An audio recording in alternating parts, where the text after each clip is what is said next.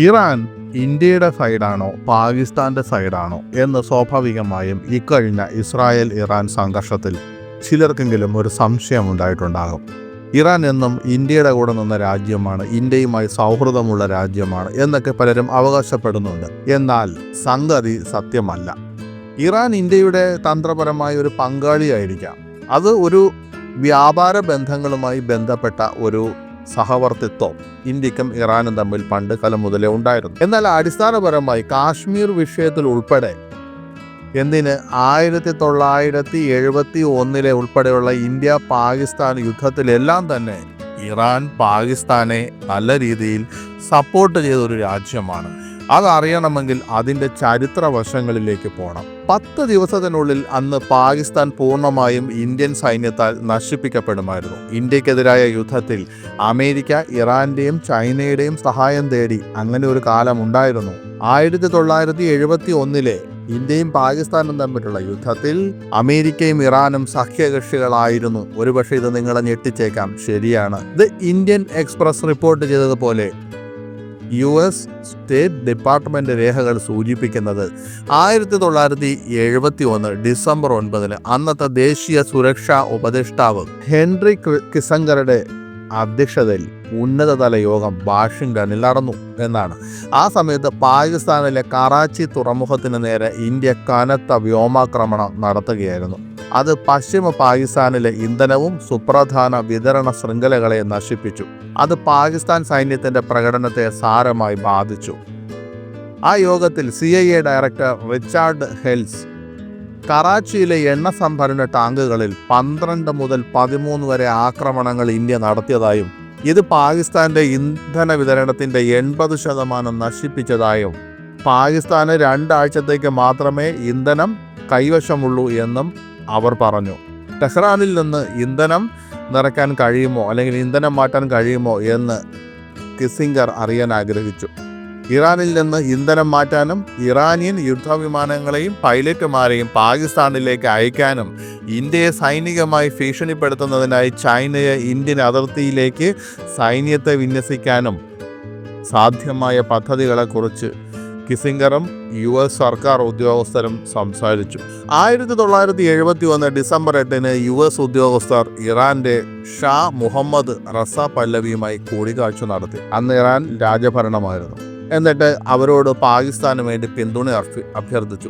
Indo Soviet ഉടമ്പടി കാരണം പാകിസ്ഥാനെ പിന്തുണയ്ക്കില്ലെന്ന് ഷാ വ്യക്തമാക്കി. കാരണം അത് സോവിയറ്റ് യൂണിയനുമായുള്ള നേരിട്ടുള്ള ഏറ്റുമുട്ടലിന് കാരണമാകും. പകരം രണ്ടാമത്തെ ഓപ്ഷൻ ജോർദാൻ പാകിസ്ഥാനിലേക്ക് വിമാനങ്ങൾ പറത്താമെന്ന് നിർദ്ദേശിച്ചു. പക്ഷേ അമേരിക്കൻ നിയമത്തിന്റെ വിലക്ക് കാരണം ആ ആശയവും പരാജയപ്പെട്ടു. അന്ന് കിഴക്കൻ പാകിസ്ഥാനിലെ പാക് സൈന്യം പൂർണ്ണമായും വിച്ഛേദിക്കപ്പെട്ടുവെന്നും 10 മുതൽ 15 ദിവസത്തിനുള്ളിൽ പാകിസ്ഥാൻ സൈന്യം പൂർണ്ണമായും തുടച്ചു നീക്കപ്പെടുമെന്നും US പ്രതിരോധ ഉദ്യോഗസ്ഥർ കരുതി. പശ്ചിമ പാകിസ്ഥാനിലെ സ്ഥിതിയും വളരെ ദുർബലമായിരുന്നു. യുദ്ധം വൈകിച്ചാൽ പാകിസ്ഥാന്റെ സൈനികവും സമ്പദ് വ്യവസ്ഥയും പൂർണ്ണമായും തകർന്നേനെ.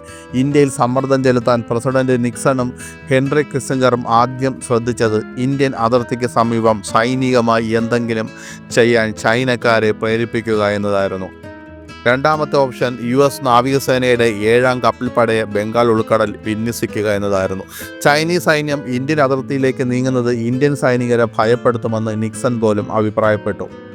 1947 പാകിസ്ഥാനെ ഒരു സ്വതന്ത്ര പരമാധികാര രാജ്യമായി അംഗീകരിച്ച ആദ്യ രാജ്യങ്ങളിലൊന്നാണ് ഇറാൻ. എന്നിരുന്നാലും കാലക്രമേണ പ്രത്യേകിച്ച് 79 ഇറാനിലെ ഇസ്ലാമിക വിപ്ലവത്തിന് ശേഷം ഇരു രാജ്യങ്ങളും തമ്മിലുള്ള ബന്ധത്തിൽ കാര്യമായ പിരിമുറുക്കങ്ങൾ ഉണ്ടായിട്ടുണ്ട്.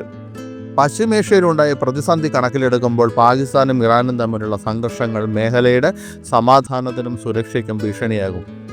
പാകിസ്ഥാനും ഇറാനും തമ്മിലുള്ള ബന്ധം തുടക്കത്തിൽ പരസ്പര ധാരണയിലും സാഹോദര്യത്തിലും അധിഷ്ഠിതമായിരുന്നു.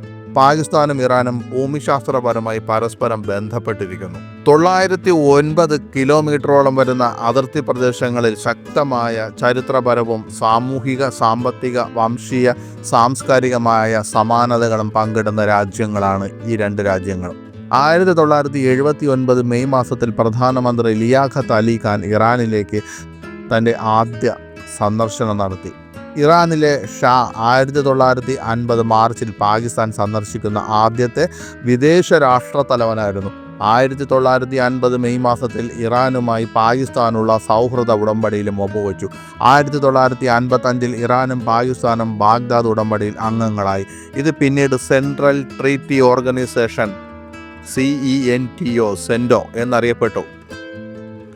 1964 ഇരു രാജ്യങ്ങളും തുർക്കിയിൽ ചേർന്ന് regional co operation for development RCD എന്ന പേരിൽ ഒരു സാമ്പത്തിക സാംസ്കാരിക സംഘടന രൂപീകരിച്ചു.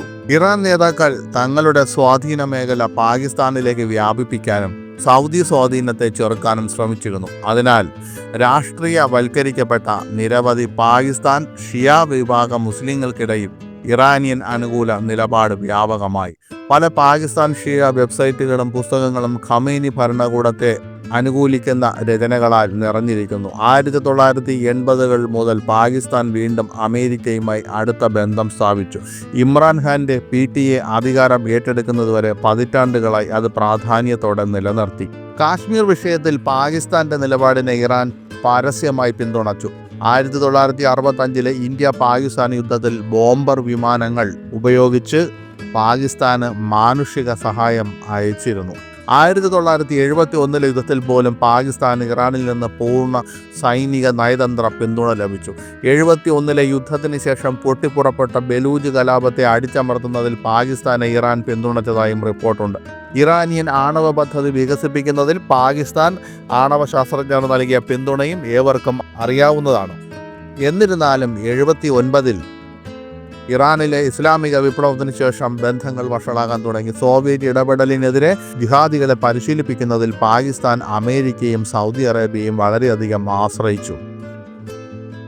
പ്യൂ റിസർച്ച് സെൻറ്റർ നടത്തിയ സർവേകൾ പ്രകാരം ഇറാനിയൻ സ്വാധീനത്തിന് പോസിറ്റീവായ ഒരു സ്വീകാര്യത ലഭിക്കുന്ന ചുരുക്കം ചില രാജ്യങ്ങളിലൊന്നാണ് പാകിസ്ഥാൻ. വളരെ ഉയർന്ന ശതമാനം പാകിസ്ഥാനികളും തങ്ങളുടെ ഇറാൻ എന്ന അയൽക്കാരനെ പോസിറ്റീവായി കാണുന്നുവെന്നാണ് എല്ലാ പോളുകളും സ്ഥിരമായി തെളിയിച്ചിട്ടുള്ളത്.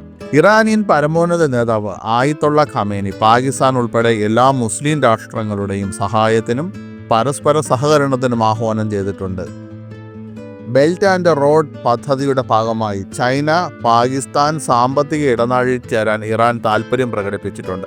2020കളിൽ US സൈന്യത്തെ പൂർണ്ണമായി പിൻവലിച്ചതിനും താലിബാൻ അധികാരത്തിൽ തിരിച്ചെത്തിയതിനും ശേഷം അഫ്ഗാനിസ്ഥാനിൽ സമാധാനവും സ്ഥിരതയും പ്രോത്സാഹിപ്പിക്കുന്നതിനായി പാകിസ്ഥാൻ ഇറാനുമായുള്ള സഹകരണം ശക്തമാക്കി. 1980കളിലെ വിഭാഗീയ സംഘർഷങ്ങൾ കാരണം ഷിയ ഭൂരിപക്ഷ ഇറാനും സുന്നി ഭൂരിപക്ഷ പാകിസ്ഥാനും തമ്മിലുള്ള ബന്ധം വളരെയധികം വഷളായി. അന്നത്തെ പ്രസിഡന്റ് ജനറൽ മുഹമ്മദ് സിയ ഉൾ ഹക്കിൻ്റെ സൈനിക സ്വച്ഛാധിപത്യ സർക്കാർ പാകിസ്ഥാനിലുടനീളം നടപ്പിലാക്കിയ സുന്നി പക്ഷപാതപരമായ ഇസ്ലാമികവൽക്കരണ പരിപാടികൾ കാരണം തങ്ങൾ വിവേചനം അനുഭവിക്കുകയാണെന്ന് പാകിസ്ഥാൻ ഷിയ മുസ്ലിങ്ങൾ അവകാശപ്പെട്ടു. 79 ഇസ്ലാമിക വിപ്ലവത്തെ തുടർന്ന് ഇറാനും സൗദി അറേബ്യയും അവർ യഥാക്രമം ഷിയ സുന്നി മുസ്ലിങ്ങളുടെ നേതൃത്വ ഭരണകൂടമായി സ്വയം കണക്കാക്കപ്പെടുന്നു എന്നുകൂടി ശ്രദ്ധിക്കേണ്ടതാണ്. ഈ രണ്ട് രാജ്യങ്ങളും ക്രമേണ പാകിസ്ഥാനെ അവരുടെ പ്രോക്സി വിഭാഗീയ സംഘർഷത്തിനുള്ള ഒരു യുദ്ധക്കളമായി ഉപയോഗിക്കാൻ തുടങ്ങി. 90കളിലെ ആഭ്യന്തര യുദ്ധങ്ങളിൽ അഫ്ഗാനിസ്ഥാനിലെ ദിയോബന്ദി താലിബാൻ പ്രസ്ഥാനത്തിന് പാകിസ്ഥാൻ നൽകിയ പിന്തുണ ഷിയ നേതൃത്വത്തിലുള്ള ഇറാൻ ഒരു പ്രശ്നമായി മാറി. അക്കാലത്ത് താലിബാൻ നിയന്ത്രിത അഫ്ഗാനിസ്ഥാനെ ഇറാൻ എതിർത്തിരുന്നു. സോവിയറ്റ് അധിനിവേശ സമയത്ത് പാകിസ്ഥാൻ സുന്നി പഷ്തൂൺ ഗ്രൂപ്പുകളെ പിന്തുണച്ചു. അതേസമയം ഇറാൻ ഷിയ താജിക് വിഭാഗങ്ങളെ പിന്തുണച്ചു. ജനറൽ സിയ ഉൾ ഹക്കിൻ്റെ സൈനിക ഭരണകൂടവും മതതീവ്രവാദത്തിൻ്റെ ഉയർച്ചയ്ക്ക് സാക്ഷ്യം വഹിച്ചു. ഇത് പാകിസ്ഥാനിലെ ഷിയകൾക്കും സുന്നികൾക്കും ഇടയിൽ വിള്ളൽ സൃഷ്ടിച്ചു. ലാഹോറിൽ ഇറാനിയൻ നയതന്ത്രജ്ഞർ ശ്രീ സാദിഖ് ഗൻഷിയുടെ കൊലപാതകവും 90കളുടെ തുടക്കത്തിൽ പാകിസ്ഥാൻ സന്ദർശിച്ച ഇറാനിയൻ വ്യോമസേന കേഡറ്റുകളുടെ ക്രൂരമായ കൊലപാതകവും ഇറാനും പാകിസ്ഥാനും തമ്മിലുള്ള ധാരണയിലെ വിടവ് വർദ്ധിപ്പിച്ചു. പശ്ചിമേഷ്യയിൽ ഉടലെടുക്കുന്ന പ്രതിസന്ധിയുടെ ചരിത്രത്തെയും സ്വഭാവത്തെയും കുറിച്ച് ഇറാന്റെ സുരക്ഷാ ധാരണ വളർന്നിട്ടുണ്ട്. അയൽവക്ക രാജ്യങ്ങളിലും വൻ ശക്തികളിൽ നിന്നാണ് ഭീഷണി ഉയർന്നു വരുന്നത്. ഇത് ഇറാന്റെ പ്രാദേശിക സമഗ്രതയും സ്വത്വവും സംരക്ഷിക്കുന്നതിനായി വിദേശ നയം രൂപപ്പെടുത്തുന്നതിനും പുനർനിർമ്മിക്കുന്നതിനും സ്വാധീനം ചെലുത്തിയിട്ടുണ്ട്. അതേസമയം കഴിഞ്ഞ 7 പതിറ്റാണ്ടുകളായി ഇന്ത്യയുമായി പാകിസ്ഥാൻ വളർത്തിയെടുത്ത ശത്രുതയിൽ നിന്നും അവർ രൂപപ്പെടുത്തിയ പാകിസ്ഥാൻ അഫ്ഗാനിസ്ഥാൻ നയത്തിൽ നിന്നുമാണ് പാകിസ്ഥാന്റെ സുരക്ഷാ ധാരണ വളർന്നത്. അറബ് ഇതര രാഷ്ട്രീയമായതിനാൽ ഭൂമിശാസ്ത്രപരമായ പ്രദേശം സംരക്ഷിക്കുന്നതിനൊപ്പം തന്നെ ഇസ്ലാമിക സ്വത്വവും മുന്നോട്ട് കൊണ്ടുപോകേണ്ടി വരുന്നു.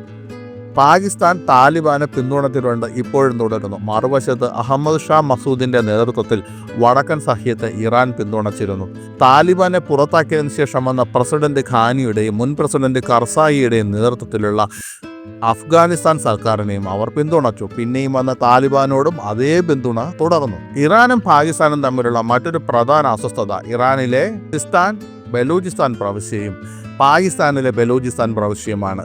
ഈ രണ്ടു രാജ്യങ്ങളുടെയും അതാത് പ്രവിശ്യകളിലെ അസ്ഥിരത, ദുർഭരണം, അക്രമം എന്നിവയുടെ ചരിത്രത്തിലേക്ക് കടക്കാതെ ഇറാനിയൻ ഭരണകൂടത്തിനെതിരെ പോരാടുന്ന ജിൻഡുള്ള, ജെയ്ഷുൽ അദ്ദൽ, ഹർക്കത്ത് അൻസാർ ഇറാൻ തുടങ്ങിയ ചില തീവ്രവാദ ഗ്രൂപ്പുകൾ പാകിസ്ഥാനിലെ അസ്ഥിരമായ ബലൂചിസ്ഥാൻ പ്രവിശ്യയിൽ അഭയം കണ്ടെത്തിയിട്ടുണ്ട്. 2014 ജെയ്ഷുൽ അദ്ദൽ തട്ടിക്കൊണ്ടുപോയ 5 ഇറാനിയൻ അതിർത്തി കാവൽക്കാരെ തിരികെ കൊണ്ടുവരാൻ പാകിസ്ഥാനിലേക്ക് സൈന്യത്തെ അയക്കുമെന്ന് വരെ ഇറാൻ മുന്നറിയിപ്പ് നൽകി. അത്തരം ഒരു നടപടി അന്താരാഷ്ട്ര നിയമലംഘനമാകുമെന്ന് പാകിസ്ഥാൻ പറയുകയും അതിർത്തി കടക്കരുതെന്ന് ഇറാൻ സൈന്യത്തിന് മുന്നറിയിപ്പ് നൽകുകയും ചെയ്തിരുന്നു. പിന്നീട് ഒരു പ്രാദേശിക പുരോഹിതൻ ഇടപെട്ട് സാഹചര്യം പരിഹരിച്ചപ്പോൾ ഇറാൻ തങ്ങളുടെ സൈന്യത്തെ അയക്കുന്നതിൽ നിന്ന് വിട്ടുനിന്നു. ഏതാനും മാസങ്ങൾക്ക് ശേഷം 4 ഗാർഡുകളെ വിട്ടയച്ചു. പക്ഷേ ഒരാൾ തീവ്രവാദികളാൽ കൊല്ലപ്പെട്ടു. നിലവിലുള്ള തെറ്റിദ്ധാരണകളും സംഘർഷങ്ങളും ഇറാനും സൗദിയും തമ്മിലുള്ള പ്രത്യക്ഷമായ തർക്കങ്ങൾ, സൗദി സഖ്യത്തിൽ പാകിസ്ഥാന്റെ അംഗത്വം, അഫ്ഗാനിസ്ഥാനിലെ അസ്ഥിരതയും താലിബാന്റെ ഉയർച്ചയും, ബലൂചിസ്ഥാൻ കലാപം, ഇറാൻ പാകിസ്ഥാൻ അതിർത്തി തർക്കം. ഇപ്പോഴുള്ള കാര്യങ്ങളൊക്കെ ഒരുപക്ഷെ നിങ്ങൾക്ക് അറിയാവുന്നതാണ്. പാകിസ്ഥാനും ഇറാനും പല മേഖലകളിലും തമ്മിൽ യോജിപ്പുണ്ടെങ്കിലും അവർ തമ്മിലുള്ള ഏറ്റുമുട്ടലുകളും നടക്കാറുണ്ട്. 2024 ജനുവരിയിൽ ഇറാനും പാകിസ്ഥാനും തമ്മിൽ അതിർത്തി കടന്നുള്ള ആക്രമണങ്ങളും ബലൂചിസ്ഥാനിൽ ശ്രദ്ധ കേന്ദ്രീകരിച്ചിട്ടുള്ള ആക്രമണങ്ങളും മിഡിൽ ഈസ്റ്റിൽ നടന്നുകൊണ്ടിരിക്കുന്ന സംഘർഷങ്ങൾ കിഴക്കോട്ട് വ്യാപിപ്പിക്കുന്നതിൻ്റെ ആശങ്ക ഉയർത്തിയിരുന്നു. ഇപ്പോൾ സംഘർഷങ്ങൾ കുറഞ്ഞിട്ടുണ്ടെങ്കിലും ആക്രമണങ്ങൾക്ക് പ്രേരിപ്പിച്ച ഇറാൻ്റെ ഉദ്ദേശങ്ങൾ വ്യക്തമല്ല എന്നത് അസ്വസ്ഥത സൃഷ്ടിക്കുന്നു. അതുമാത്രമല്ല, ഈ കഴിഞ്ഞ ഇറാൻ-ഇസ്രായേൽ സംഘർഷവുമായി ബന്ധപ്പെട്ട് ഇസ്രായേൽ ഇറാനിൽ അണുബോംബ് ഇട്ടാൽ ഇറാന് വേണ്ടി പാകിസ്ഥാൻ ഇസ്രായേലിൽ അണുബോംബിടുമെന്ന് ഇറാനിൽ നിന്നുള്ള ആരൊക്കെയോ പറഞ്ഞതായി ചില വാദങ്ങൾ സോഷ്യൽ മീഡിയയിൽ വൈറലായിരുന്നു. എന്നാൽ പിന്നീട് അത് പാകിസ്ഥാൻ നിഷേധിക്കുകയുണ്ടായി. പാകിസ്ഥാൻ്റെ അണുബോംബ് മറ്റുള്ളവർക്ക് വേണ്ടി ഉള്ളതല്ലെന്നും അത് പാകിസ്ഥാനിലെ ജനങ്ങളുടെ സുരക്ഷയ്ക്ക് വേണ്ടിയുള്ള ബോംബാണെന്നും പാകിസ്ഥാൻ തുറന്നു പറഞ്ഞു. ഇങ്ങനെ പല കാര്യങ്ങളിലും പാകിസ്ഥാനും ഇറാനും തമ്മിൽ ഇപ്പോൾ ഇരു ധ്രുവങ്ങളിലാണ്. പാകിസ്ഥാൻ ഒരേ സമയം സുന്നി രാജ്യങ്ങളുടെ സഖ്യത്തിലും ചേരുന്നു. എന്നാൽ ഇറാനെ ഒരു വിധത്തിൽ പിണക്കാതെ നിർത്തുക എന്ന ഒരു നയതന്ത്രവും പാകിസ്ഥാനുണ്ട്. അതിൽ പല കാരണങ്ങളുണ്ട്. ഒന്ന്, ഇപ്പുറത്ത് വലിയൊരു രാജ്യവും ഇന്ത്യ എന്ന വലിയൊരു രാജ്യവുമായി ശത്രുത പുലർത്തുമ്പോൾ തന്നെ അപ്പുറത്തെ വശത്ത് മറ്റൊരു രാജ്യവുമായും കൂടി ശത്രുത ഉണ്ടാക്കാൻ പാകിസ്ഥാന് താല്പര്യമില്ല എന്നതാണ് മറ്റൊരു സത്യം. അതിൻ്റെ ഏറ്റവും പ്രധാനപ്പെട്ട കാര്യം ബലൂചിസ്ഥാനുമായി ബന്ധപ്പെട്ടുള്ള സ്വാതന്ത്ര്യ പ്രക്ഷോഭങ്ങളാണ്. അത് പാകിസ്ഥാനെ ഒട്ടൊന്നുമല്ല അലോസരപ്പെടുത്തുന്നത്. ബലൂചിസ്ഥാനിൽ ഇറാൻ്റെ പ്രത്യക്ഷത്തിനുള്ള പിന്തുണ അവിടുത്തെ പോരാളികൾക്കുണ്ടായാൽ അത് പാകിസ്ഥാനെ അക്ഷരാർത്ഥത്തിൽ നടുക്കുന്നതാണ്. അതുമാത്രമല്ല, അവിടെ മറ്റൊരു രാജ്യം രൂപം കൊള്ളുന്നതിലേക്ക് വഴിവെക്കുകയും ചെയ്യും. ഇങ്ങനെ വിവിധ വിഷയങ്ങൾ കൊണ്ട് പാകിസ്ഥാനും ഇറാനും തമ്മിലുള്ള ബന്ധത്തിൽ അല്പം ഉലച്ചിലുകളുണ്ട്. എങ്കിലും മതപരമായ, സാംസ്കാരികമായ ചില ബന്ധങ്ങൾ അവർ എക്കാലവും വെച്ച് പുലർത്തിയിരുന്നു എന്ന് മാത്രവുമല്ല, കാശ്മീർ വിഷയത്തിൽ സമാനമായ അഭിപ്രായം പങ്കിടുന്ന രാജ്യങ്ങളുമാണ് എന്നത് ഇന്ത്യ ശ്രദ്ധിക്കേണ്ടതാണ്.